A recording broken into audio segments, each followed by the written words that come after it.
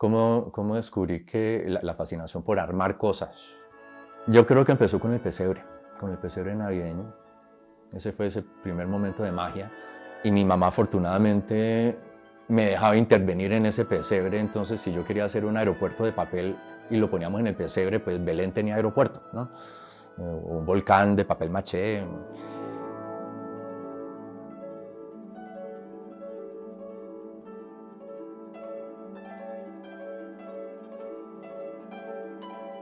A mí la música me desbarata. Para mí el placer más grande del mundo es ir a un recital. Y le tengo un respeto gigantesco. Yo cada vez que hago una ópera, me encanta ir a los ensayos musicales y ver ese trabajo minucioso, ese trabajo de tanta mística, tanto respeto por una obra maestra de un compositor genial. Y siempre siento que los que estamos encargados de la parte visual no podemos defraudar ese trabajo. Entonces a mí la música me produce una reacción visceral que no siempre es feliz, pero siempre es intensa, ¿no? Entonces yo creo que el acercamiento ya a la escenografía profesional viene por la música y la ópera. Yo nací en Cali, en ese entonces vivíamos en el barrio El Refugio, cuando estaba empezando esa urbanización. Eso era bastante agreste en esa época. Sí recuerdo mucho verde y mucha carretera destapada. Yo recuerdo juegos al lado de un rosal lleno de avispas, jugar mucho con los legos. Eso creo que fue el juguete más maravilloso de todos. En ese entonces Luz Estela Rey dirigía el Teatro Municipal. Ella visitaba la casa de mi mamá con cierta frecuencia y un día ella me invitó al Municipal a ver el montaje de una zarzuela que venía de Bogotá. Quisiera recordar los nombres de la compañía, quién fue el que me hizo el recorrido y me explicó pues, que eran bambalinas, que eran patas, que eran trastos, las gelatinas de los equipos de iluminación, en fin. Pero un recorrido y yo quedé extasiado con lo que vi. Alguna vez trabajando con Tino Fernández, estábamos en montaje y él me dijo, usted está quedando bien, ¿cierto? Y yo, que soy supersticioso, le dije, pues ojalá, no, todavía no. Estoy preocupado por esto, otro. Y él me dijo, ¿por qué no puedes simplemente decir que esto está quedando bien? Y creo que yo le dije, porque para mí el escenario es un Dios vengativo que exige sacrificio humano. Entonces, si uno no le hace la tarea, lo castiga a uno. Entonces también hay algo de temor al escenario. Yo soy el menor de 4. Yo tengo 3 hermanas mayores que yo y yo las veía muy mayores que yo. Mi mamá es pianista, mi tía Consuelo pintora, mi tío Manolo arquitecto. Yo veía que todos ellos gozaban lo que hacían y uno sentía que realmente valía la pena dedicarle la vida a eso. Y por el lado de mi papá, mis tíos no eran artistas, pero conversaban muy rico. Y a mí de niño me gustaba mucho oír las conversaciones de los grandes porque me parecían que eran divertidísimas. Entonces me quedó la idea de que dedicarse a esto era una delicia, que valía la pena, que había que dedicarse a lo que a uno le gustaba y que eso lo rodeaba a uno de gente interesante. Eso, mientras fui niño, no era problema. Y tenía pocos amigos, pero los tenía. Y nunca sentí que el que a mí me interesara la pintura o la música fuera un problema. Ya en la adolescencia sí, ya la cosa se complicó un poquito. Y tal vez en la adolescencia sí perdí tiempo.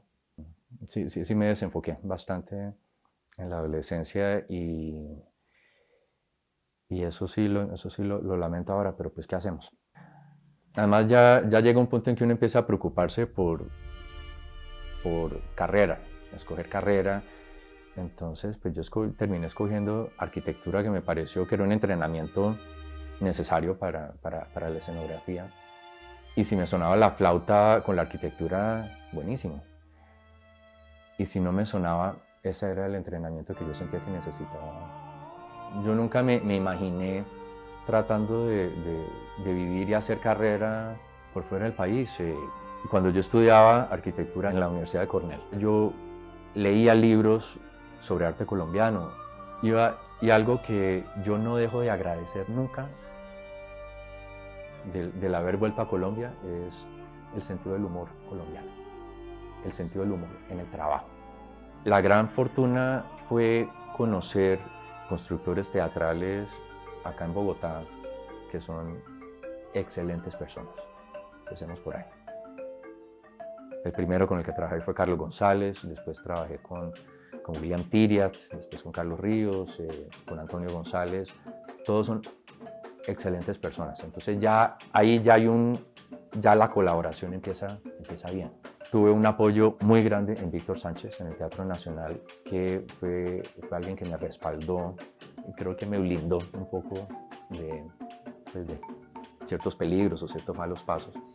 Tenemos teatros grandes y bonitos. Le tengo afecto a unos trabajos que hice en el Teatro Colón, porque fue un entorno tan amistoso trabajar allá. Hicimos Los Gavilanes y Cecilia Valdés. He disfrutado mucho las óperas que he hecho con Pedro Salazar estos últimos años, en Tosca, Barbero de Sevilla, Florencia en el Amazonas. Muy sorprendido de haber disfrutado mucho un musical que hicimos antes de la pandemia, que fue el musical Así Fue, con música de Juan Gabriel. Colombia es un sitio chévere para trabajar. Yo he conocido personas realmente brillantes que no han estudiado afuera y por ósmosis han obtenido todo lo que se necesita.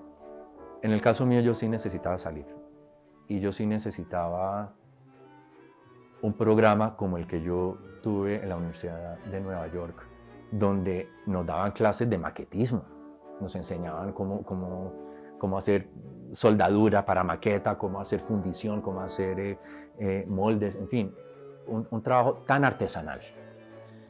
Yo siempre me acuerdo de un profesor, un escenógrafo maravilloso, estadounidense, Paul Steinberg, que él trabajaba mucho en Alemania, yo fui asistente de él, y él decía, a uno no le pagan por el producto, a uno le pagan por el proceso.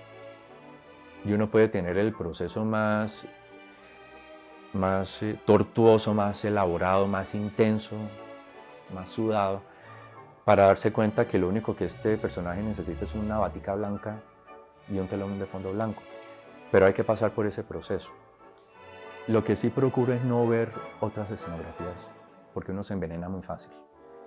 Entonces yo trato de buscar imágenes de inspiración, pero de otras fuentes, arquitectura, artes gráficas, fotografía, escultura, en fin. A veces un material es lo que le inspira a uno.